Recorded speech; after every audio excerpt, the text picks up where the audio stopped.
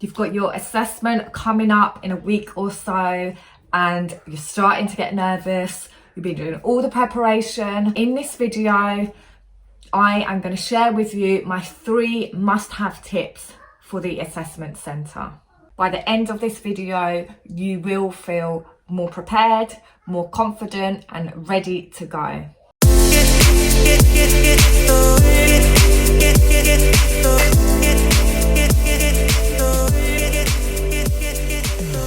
What does it mean when recruiters say you didn't get the job, there was so much competition, you just wasn't up there like the rest of the competition? Firstly, it can feel really crappy when somebody says that to you, because you're like, okay, well, tell me, what am I not doing that the competition's doing? So I'm going to break down for you first, before I get into the tips, what the competition are doing, what the people that are getting the jobs and are up there, what they're doing differently that you are not. Firstly, be yourself. Don't come across like a robot. I know it can be really daunting and feel, really weird, especially if you're doing it on Zoom, you haven't actually formally met them, you're just sitting there in your living room where you've been all year. But you've got to get in that mindset that you've already got the job. You've got to get in that mindset that you know what you're talking about. You've got to really become the person who's already doing the job, because you really need to exude some kind of confidence, and not only confidence, you don't want to be like too arrogant, but you want to show that you are a likable person, that you are going to be able to fit in with the team, that you are going to be a person that offenders can get on with. Remember, this is a people-facing job. All your time, energy is people focused, whether that's working with the service users, working with your team, working with other agencies. So don't hide parts of yourself. Try and be you. If you've got a sense of humor, bring that to it. Whatever it is about your character, don't try and dull that. So don't dim your light. Really shine who you are and what it is that makes you you. Just let that come across. Try and be as natural as possible. Imagine you're talking to a friend. That is the kind of top tip for actually getting across that you are likable, and because that does matter. The next thing for how is it that people are getting the jobs, beating all the competition. They are prepared. They don't know exactly what questions are going to come up, but they know how the interview is going to be structured. So say with you guys who are doing the probation officer assessment, you will have got your pack. So read that information pack, follow it step by step, read back through the success profiles, read back through the missions of the probation service and the aims and the values. So really do have a look at those instructions. Those instructions are there for a reason. So get to know those civil service success and strengths and behaviour profiles, because that will really help. Third thing that people do well who are at the top of the competition, they are answering in a structure. So still answer with situation, task, action, result. And when you're answering, don't assume that they know everything. This was one tip that was given to me when I was an admin working for probation and I was applying for jobs. I was being interviewed by my own manager, and a really good tip, and I ended up getting the job. A really good tip was, don't assume that they know. Just because you're there doing the job, just because you've done the application form, just because you've got this far, don't assume. Make it really obvious. And when you're doing your answers, make it very specific to you. Hope you're finding it really useful. Don't forget to subscribe and share this video. I know you might want to keep these tips to yourself, but it really does help other people. One thing I would say is, just because other people might be watching these videos, it doesn't mean that they've got that secret sauce that is going to get them to the top as well. So don't think of it as competition with everyone else. You know, if you share this, they're going to get all the tips as well, because you are you. You've got your own experiences, you've got your own thing that you're bringing to the table, and not everyone takes on board tips. Just because there's tips out there, how many times have you watched videos and there's tips but you haven't really implemented it?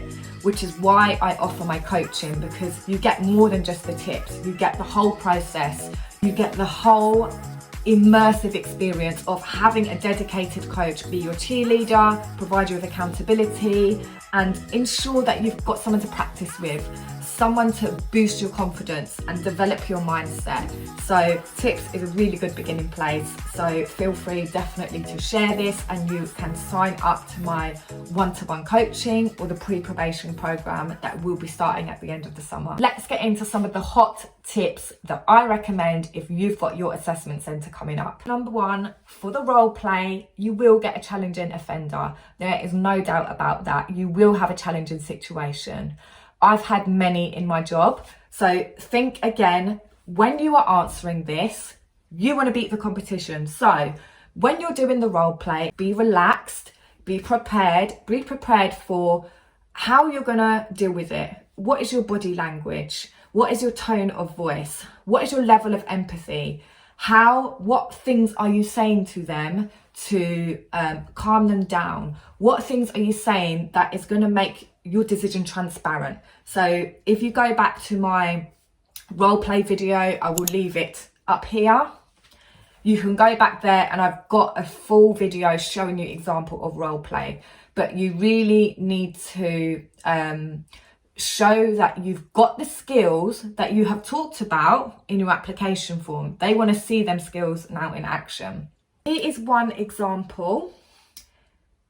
And this was from, so here is one example. You've put in your application form that you used to work in Ladbrokes. Anyone knows Ladbrokes? Yeah, the betting shop. Yeah, so you used to work in Ladbrokes. You have had a difficult customer. You've put that on your application form that you dealt with a difficult customer. What did you do? Right? So what did you do? This example is going to help you for the role play and also for the interview. So think back to when you had that challenging customer. What did you do? What could you have done better? So go back to that situation. So say you're talking about your one where you're working in the betting shop. What is it that you done in that situation? So think about that, write it down for yourself, write down what you done well and what you done better, because that is what you want to be doing in your role play. You want to be doing all the things that you felt you done well and all the things that you felt you could have done better. Like I've mentioned in my role play video, you have got to keep calm. You have got to be transparent in your decision making and make it clear. That is my hot tip. If anything, prepare for a challenging situation when you have your role play. Okay, hot tip number 2. One of those interview questions may be, how did you deal with that challenging situation? So you put it on your application form. I'll give the same example. You're working in a betting shop. You've got that person that's come in that start to be very challenging towards you. So situation, task, action, result. You still want to formulate your interview questions like that. That is going to get you up there with the competition. So be quite brief with situation. You know, there might be some technical things about the betting shop. They don't really need to know that, you know. Just give us a context of the situation. Task, what is it you had to do? You had to calm down this situation. You know, maybe you noticed he was stealing. Action, what action did you take? When you're answering your interview question, you want to focus on why and how. So your action might have been, you pressed the bell to call the security guard, and in the meantime, you tried to calm him down by saying what? By doing what? Why did you feel it was appropriate at that time to call the security guard? Why did you feel it was appropriate to call the manager? But don't focus on what the manager or security guard done. Bring it back to you. What did you do in the meantime? Was it an awkward situation while you were waiting for them to come? Was the person in your face shouting at you?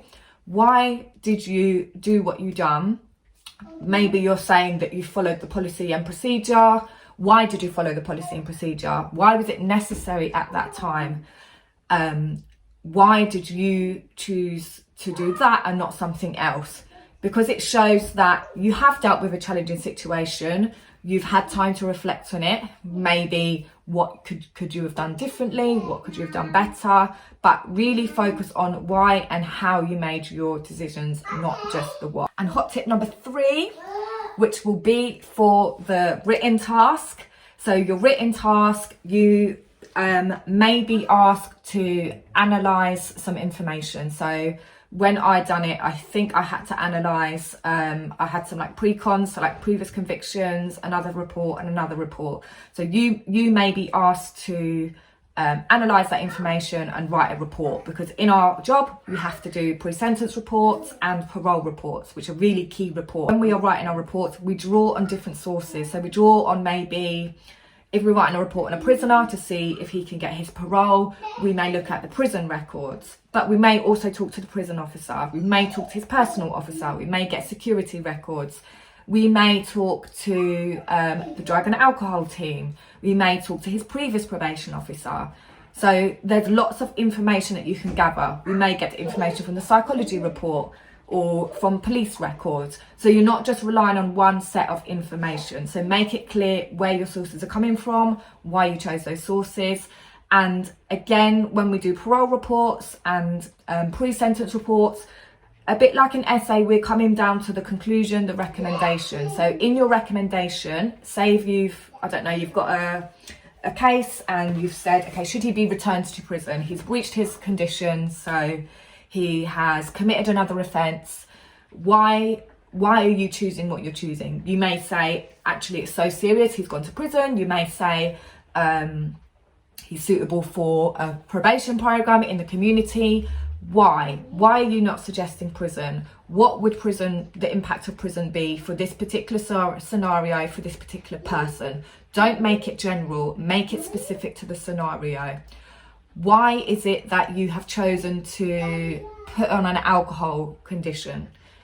Why is that the best treatment at this moment in time for this particular offender? So when you're coming down to a recommendation, justify why and justify how you're going to do that. You know, what are your next steps? That is my 3 hot tips. Here's a summary. So role play, you are going to be faced with a difficult, challenging situation. The interview, make sure you focus on what you did. Make sure you're saying why and how and less of the what. Make sure you're using situation, task, action, result. 3rd hot tip, when you are doing your written assessment, justify why you've done something, why you haven't done something, and draw on the different resources and say why, and make your argument clear and specific to that specific scenario. Don't just refer to general stuff that you know about. There we have it. Hope you're going to go out and smash that assessment. I'm rooting for you, so let me know either in the comments or on Instagram, or email me how you are getting on.